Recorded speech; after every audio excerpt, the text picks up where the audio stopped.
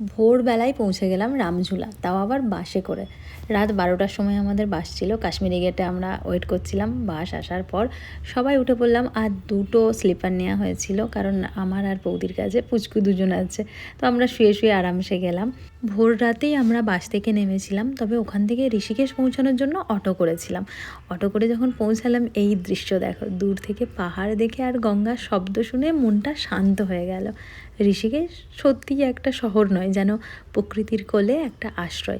আর মানুষজন নেই তো, এত সুন্দর লাগছে চারিদিকটা। ঠান্ডা হাওয়া যখন মুখে লাগছে, সে বলার মতো নয়, এত শান্তি লাগছিল। যাই হোক, আমরা গেলাম হোটেলে, অ্যান্ড হোটেলে ফ্রেশ হয়ে সবাই রেডি হয়ে গেছিলাম। ব্রেকফাস্টটা করতে হবে, ব্রেকফাস্ট করলাম আর চলে এসেছি। আমাদের একদম সামনেই ছিল হোটেল থেকে তেরামানজিলা মন্দিরটা। যদিও মা, বাবা, বোন, দাদা, বৌদি সবাই গেল, আমরা তিনজনে গেলাম না, পারিবারিক কিছু অসুবিধে ছিল।